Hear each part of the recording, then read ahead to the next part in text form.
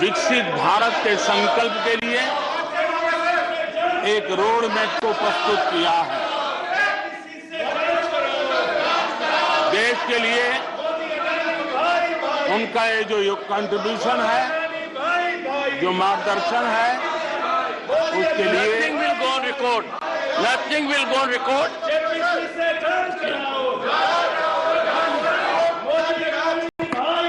Honorable members, honorable members, honorable members, take your seat. Honorable members, honorable members, honorable members, take your seat. I call upon honorable members to observe decorum and take your seats. Honorable members,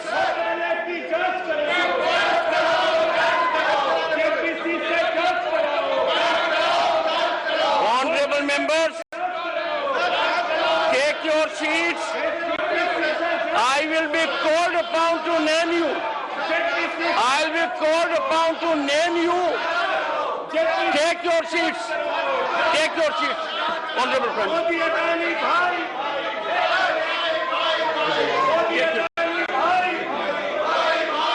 Honorable friends.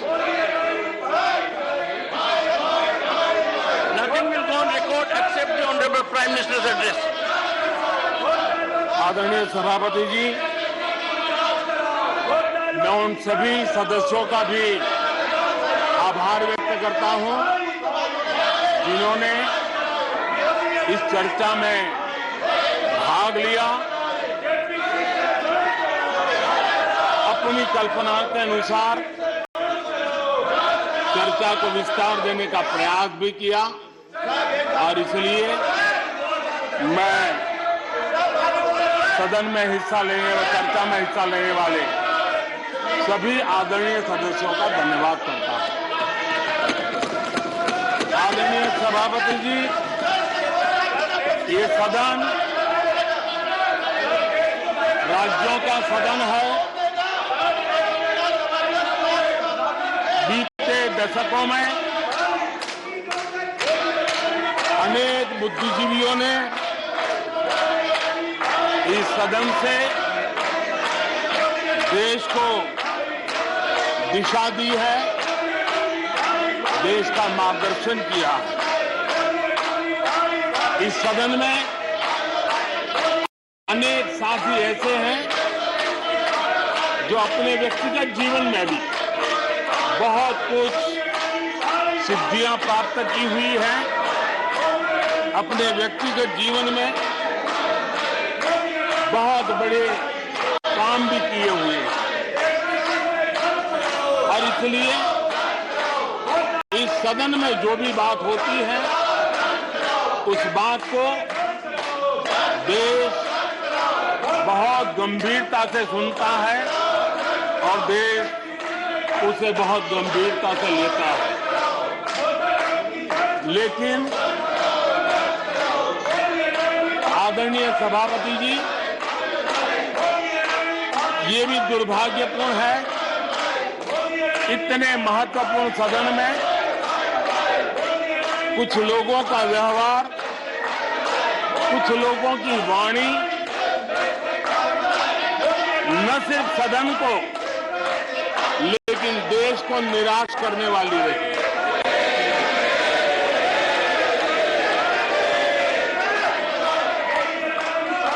इस प्रकार की वृत्ति प्रवृत्ति के माननीय सदस्यों को मैं यही कहूंगा,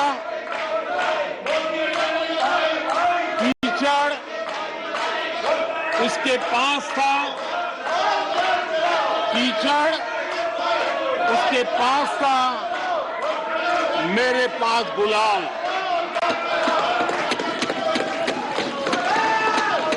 कीचड़ उसके पास था, मेरे पास गुलाल। जो भी जिसके पास था उसने दिया उछाल।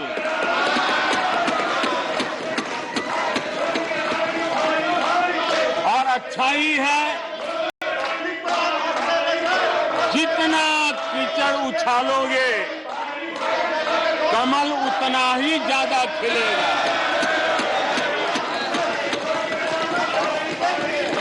और इसलिए कमल खिलाने में आपका प्रत्यक्ष परोक्ष जो भी योगदान है, इसके लिए मैं उनका भी आभार व्यक्त करता हूं।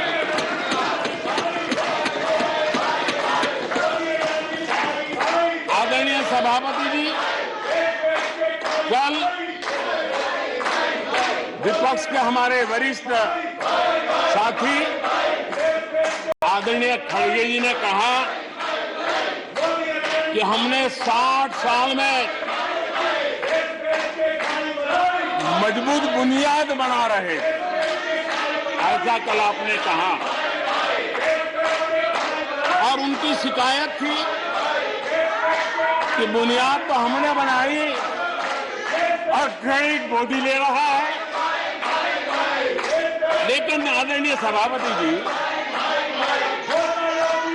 2014 में आकर के जब मैंने बारीकी से चीजों को बड़ी गहराई से देखने का प्रयास किया, फर्स्ट हैंड इंफॉर्मेशन लेने का प्रयास किया, तो मुझे नजर आया कि 60 साल कांग्रेस के परिवार ने, हो सकता है उनका इरादा मजबूत नींव बनाने का हो, मैं उस पर कोई टिप्पणी करना नहीं चाहता, लेकिन 2014 के बाद आकर के मैंने देखा कि उन्होंने गड्ढे ही गड्ढे कर दिए थे। उनका इरादा नींव का होगा, लेकिन उन्होंने गड्ढे ही गड्ढे कर दिए थे। और आदरणीय सभापति जी, जब वो गड्ढे खोद रहे थे, 6 दशक बर्बाद कर दिए थे, उस समय दुनिया के छोटे छोटे देश भी सफलता के शिखरों को छू रहे थे, आगे बढ़ रहे थे।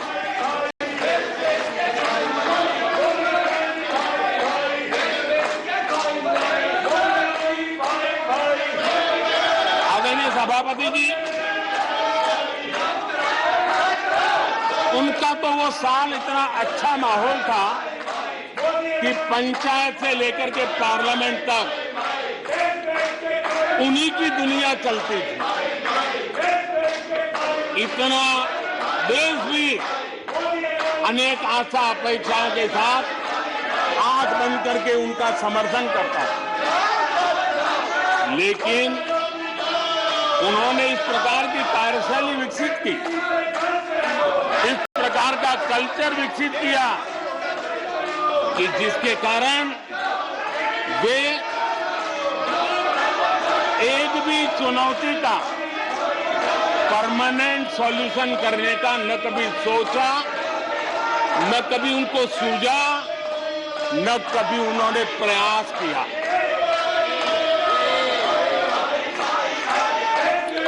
वे बहुत हो हल्ला हो जाता था तो चीजों को छू लेते थे, टोकनिज्म कर लेते थे और फिर आगे चले जाते थे। समस्याओं का समाधान करना ये उनका दायित्व था। देश की जनता समस्याओं से जूझ रही थी, देश की जनता देख रही थी कि समस्या का समाधान कितना बड़ा लाभ कर सकता है, लेकिन उनकी प्रायोरिटीज अलग थी, उनके इरादे अलग थे और उसके कारण किसी भी बात का परमानेंट सॉल्यूशन का प्रयास नहीं किया। आदरणीय सभापति जी, हमारी सरकार की पहचान जो बनी है वो हमारे पुरुषार्थ के कारण बनी है। एक के बाद उठाए गए कदमों के कारण बनी हुई और आज हम परमानेंट सॉल्यूशन की दिशा में आगे बढ़ते रहे हैं। हम एक एक विषय को छू करके भागने वाले लोग नहीं, लेकिन देश की मूलभूत आवश्यकताओं को परमानेंट सॉल्यूशन पर बल देते हुए हम आगे बढ़ रहे हैं। आदरणीय सभापति जी, अगर मैं पानी का ही उदाहरण लूं तो वो जमाना था कि किसी गांव में एक हैंडपंप लगा दिया तो हफ्ते भर उसका उत्सव मनाया जाता था और उस टोकनिज्म से पानी का काम किया करके गाड़ी चलाई जाती थी। कल यहां गुजरात का जिक्र कर रहे थे, आप हैरान होंगे, सबसे ज्यादा सीटों से जीतने का उनका जो गौरव था, वैसे एक मुख्यमंत्री एक शहर में पानी की टंकी का उद्घाटन करने गए थे और वो फ्रंट पेज पर हेडलाइन न्यूज था। यानी समस्याओं का टोकनिज्म क्या होता है, कैसे टाला जाता है, ये कल्चर देश ने देखा है। हमने भी पानी की समस्या को सुलझाने के लिए रास्ते अपनाए। हमने जल संरक्षण, जल सिंचन हर पहलू पर ध्यान दिया। हमने कैच द रेन अभियान से जनता को जोड़ा। इतना ही नहीं, आजादी के पहले से अब तक हम सरकार में आने तब तक सिर्फ 3 करोड़ घरों तक नल से जल मिलता था। आदरणीय सभापति जी, पिछले 3-4 साल में आज 11 करोड़ घरों को नल से जल मिल रहा है। भारत पानी की समस्या जो हर परिवार की समस्या होती है, जीवन में उसके बिना चल नहीं सकता और भविष्य के संभावनाओं को भी देखते हुए हमने उसके समाधान के रास्ते चुने। आदरणीय सभापति जी, मैं एक और विषय पर भी जाना चाहता हूं। Empowerment of common people. बैंकों का राष्ट्रीयकरण हुआ था, इस बात से हुआ था कि गरीबों को बैंकों का अधिकार मिले, ऐसी बहानेबाजी की गई थी। लेकिन इस बैंक देश के आधे से अधिक लोग बैंक से दरवाजे तक नहीं पहुंच पाए। हमने परमानेंट सॉल्यूशन निकाला और जनधन अकाउंट का अभियान चलाया, बैंकों को मोटिवेट किया, ऑन बोर्ड लिया। पिछले 9 साल में ही 48 करोड़ जनधन बैंक खाते खोले गए। इसमें 32 करोड़ बैंक खाते ग्रामीण और कस्बों में हुए हैं। यानी देश के गांव तक प्रगति की मिसाल को ले जाने का प्रयास हुआ। कल खड़गे जी शिकायत कर रहे थे कि मोदी जी बार बार मेरे चुनावी क्षेत्र में आते हैं। वो कह रहे थे मोदी जी कलबुर्गी आ जाते हैं। मैं जरा खड़गे जी को कहना चाहता हूं, मैं आता हूं उसकी शिकायत करने से पहले ये भी तो देखो कि कर्नाटका में 1,70,00,000 जनधन बैंक अकाउंट खुले हैं। इतना ही नहीं, उन्हीं के इलाके में कलबुर्गी में 8 लाख से ज्यादा जनधन खाते खुले हैं। अब सभापति जी बताइए, इतने बैंक के खाते खुल जाए, इतना एम्पावरमेंट हो जाए, लोग इतने जागरूक हो जाए और किसी का इतने सालों के बाद खाता बंद हो जाए तो उनकी पीड़ा मैं समझ सकता हूं और बार बार उनका दर्द झलकता है। और मैं तो हैरान हूं, कभी कभी यहां तक कह देते हैं एक दलित को हरा दिया। अरे भाई, उसी इलाके की जनता जनार्दन है, उसने दूसरे दलित को जीता दिया। अब आपको जनता नकार दे रही है, आपको हटा रही है, आपका खाता बंद कर रही है और आप रोना यहां रो रहे हो। आदरणीय सभापति जी,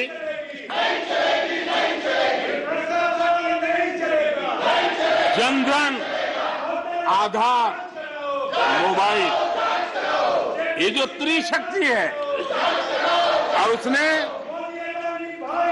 सीधा डायरेक्ट बेनिफिट ट्रांसफर, उस योजना के तहत पिछले कुछ वर्षों में 27 लाख करोड़ रुपया इस देश के नागरिकों के बैंक खातों में ट्रांसफर किया, हितधारकों के खातों में ट्रांसफर किया है। और मुझे खुशी है कि डायरेक्ट बेनिफिट ट्रांसफर, ये टेक्नोलॉजी का उपयोग करने के कारण इस देश के 2 लाख करोड़ रुपए से ज्यादा पैसे जो किसी इकोसिस्टम के गलत हाथों में जाता था, वो बच गया है। देश की बहुत बड़ी सेवा की है। और मैं जानता हूं, जिस इकोसिस्टम के सागरिकों को, केले चपाटों को जो 2 लाख करोड़ की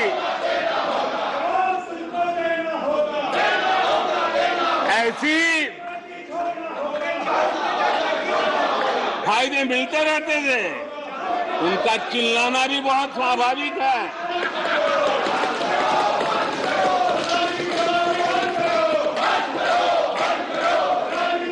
आदरणीय सभापति जी, हमारे देश में पहले परियोजनाएं अटकाना, लटकाना, भटकाना, ये उनकी कार्य संस्कृति का हिस्सा बन गया था। यही उनका कार्य करने का तरीका बन गया था। ईमानदार टैक्स पेयर की गाढ़ी कमाई, उसका नुकसान होता था। हमने टेक्नोलॉजी का प्लेटफॉर्म तैयार किया, पीएम गति शक्ति मास्टर प्लान लेकर के आए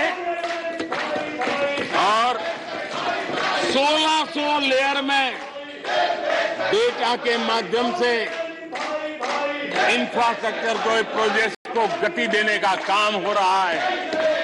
जो योजनाएं बनाने में महीनों लग जाते थे, वो आज सप्ताहों के भीतर भीतर उसको आगे बढ़ा दिया जाता है, क्योंकि आधुनिक भारत के निर्माण के लिए इंफ्रास्ट्रक्चर का महत्व हम भली भांति समझते हैं, स्केल का भी महत्व समझते हैं, स्पीड का भी महत्व समझते हैं और टेक्नोलॉजी के माध्यम से परमानेंट सॉल्यूशन और परमानेंट एस्पिरेशन का एड्रेस करने का प्रयास आदरणीय सभापति जी हम कर रहे हैं।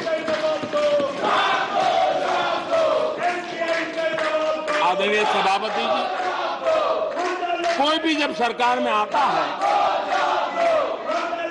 तो देश के लिए कुछ करने के वादे करके आता है, जनता का कुछ भला करने के वादे करके आता है।